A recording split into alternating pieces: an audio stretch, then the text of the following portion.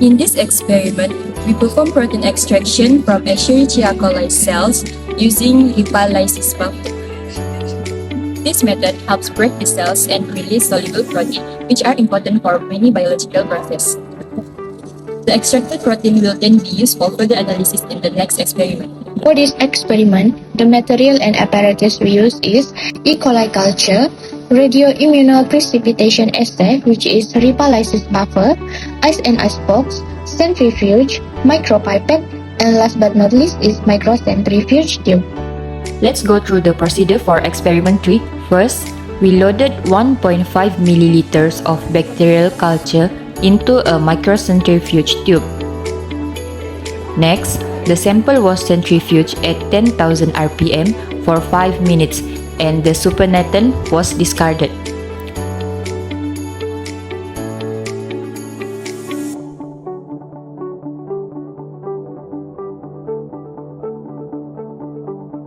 After that, we added 0.5 milliliters of lipalysis buffer into the same tube.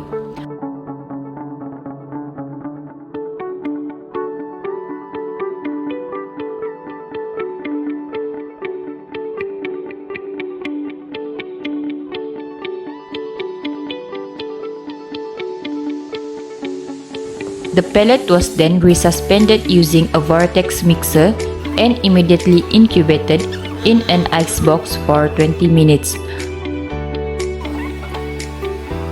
Following the incubation, the sample was centrifuged again at 10,000 rpm for another 5 minutes, and the resulting supernatant was carefully transferred to a new microcentrifuge tube. Finally, the tube containing the protein-rich supernatant was stored at -20 degrees Celsius until it was used in the next experiment, which is UV-vis spectrophotometry.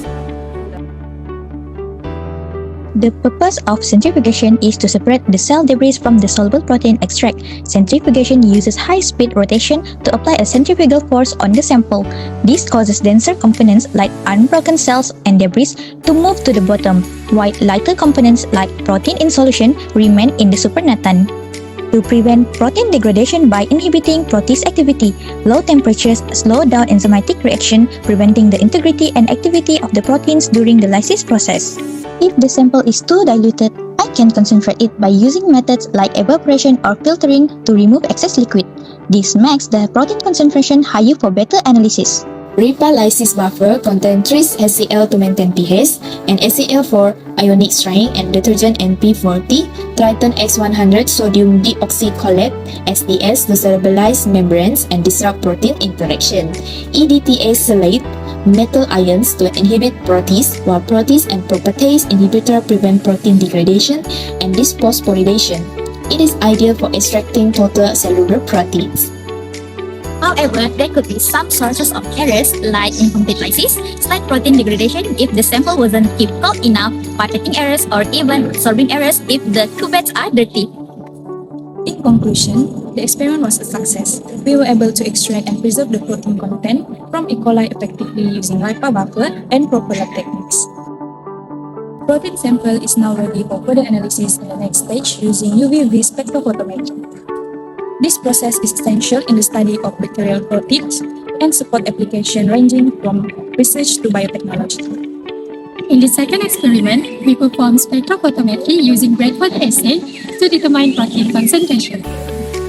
This method works by measuring how much light absorbed by the sample at 595 nanometers. When protein binds to the coumacidine under acidic condition, the solution changes from brown to blue, and the intensity of the blue color will reflect the amount of protein. The objective of this experiment is to create a standard curve from non-protein concentration and to use that curve to estimate concentration of unknown samples. For this experiment, the materials and apparatus used are as follows: a spectrophotometer, a micropipettes and their tips, microcentrifuge tubes, and a cuvette.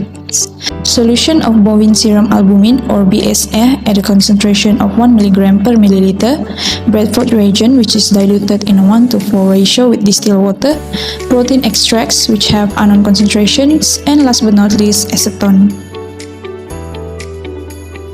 There is 2 steps in this experiment. Step 1, Bradford assay.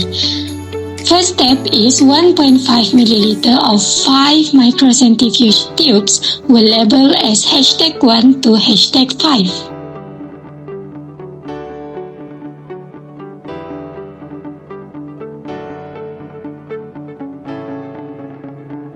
Second step is a range of BSA standards with concentration of 0.2, 0.4, 0.6, 0.8 and 1.0 milligram per milliliter was prepared.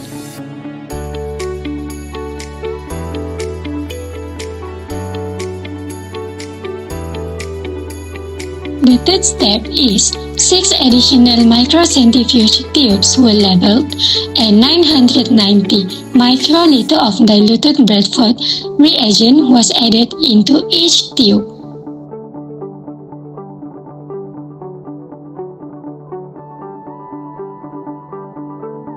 The next step, into one of the tubes, 10 microliter of distilled water was added as a blend. To the remaining tubes, 10 microliter of each BSA standard prepared in step 2 was added. Next, all tubes were capped and gently inverted 5 times to mix. The mixture were then allowed to stand at room temperature for 5 minutes. And then, the blend solution was transferred into a cuvette and used to zero the spectrophotometer at 595 nanometer. The blend was then discarded appropriately.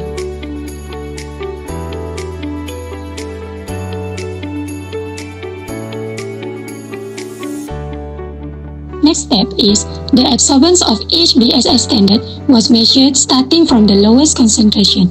A clean cuvette was used for each measurement, and all the samples were discarded after reading. And the last step for step 1, absorbance readings were recorded in Excel spreadsheet, and a standard curve was plotted.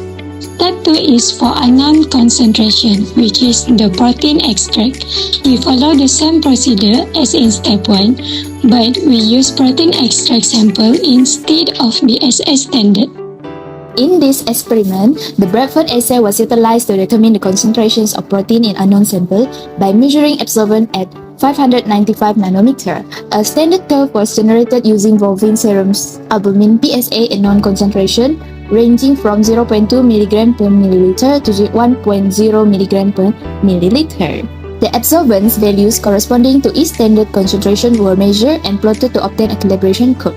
The equation of the best fit line for the standard curve is y equal to 0.045x plus 0.027, where y is absorbance and x is protein concentration in milligram per milliliter.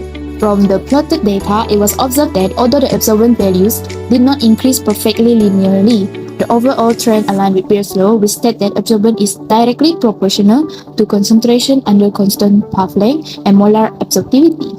Using this standard curve, the absorbance value of 3 unknown protein samples were interpolated.